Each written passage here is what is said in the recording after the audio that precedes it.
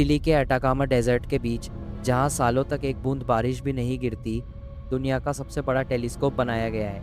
ये जगह इतनी सूखी है कि यहाँ के कुछ हिस्से मार्स के सरफेस जैसे लगते हैं, और इसी बैरन साइलेंस के बीच एल्मा अटाकामा लार्ज मिलीमीटर अरे ने अपनी आंखें आसमान की तरफ उठाई हैं।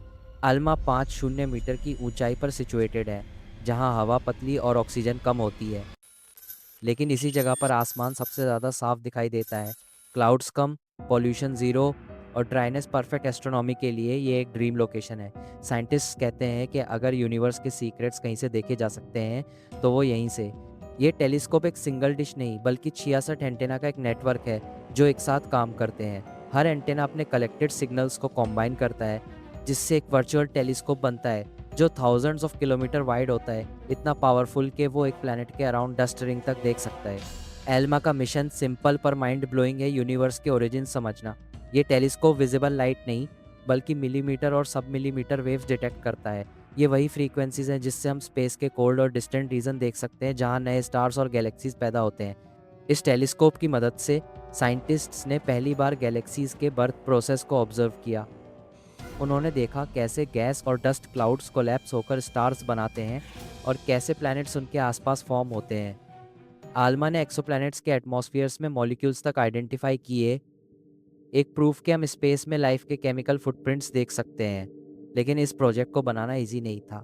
कंस्ट्रक्शन के दौरान इंजीनियर्स को extreme temperature changes, oxygen shortage और 50 की एज तक की विंड्स का सामना करना पड़ा।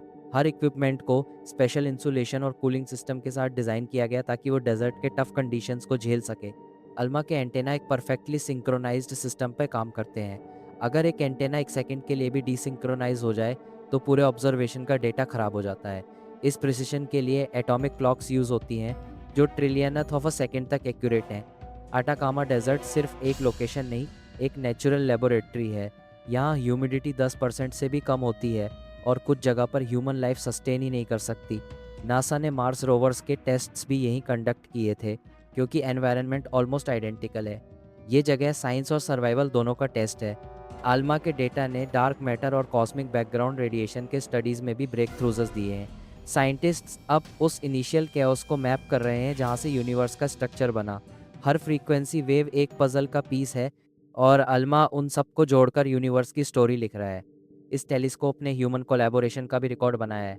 ये प्रोजेक्ट यूरोप, नॉर्थ अमेरिका और ईस्ट एशिया के साइंटिस्ट्स ने मिलकर बनाया एक ग्लोबल मिशन, जहाँ सबका एक ही गोल था, यूनिवर्स को समझना। ये दिखाता है कि जब साइंस पॉलिटिक्स से ऊपर उठती है तो इम्पॉसिबल भी पॉसिबल हो जाता है। अटाकामा डेजर्ट का साइलेंस एक स्पिरिचुअल एक्सपीरियंस जैसा है। दिन में ब्लेजिंग सन, रात में इन्फिनिट स्टार्स और बीच में अल्मा, एक साइलेंट लिसनर जो यूनिवर्स के विस्पर्स कैप्चर करता है। ये टेलीस्कोप सिर्फ ऑब्जर्वेशन का टूल नहीं, एक ब्रिज है हम और कॉस्मोस के बीच। और शायद इसीलिए आल्मा हम सबके लिए एक रिमाइंडर है कि इंसान चाहे कितना भी छोटा हो, क्यूरियोसिटी उसे स्टार्स तक ले जा सकती है। अटाकामा के सूखे ज़मीन पर खड़ा ये टेलीस्कोप एक प्रूफ है कि नॉलेज के लिए थर्स्ट सबसे पावरफुल इमोशन है जो सबसे सूखी जगह में भी ज़िंदगी भर देता है।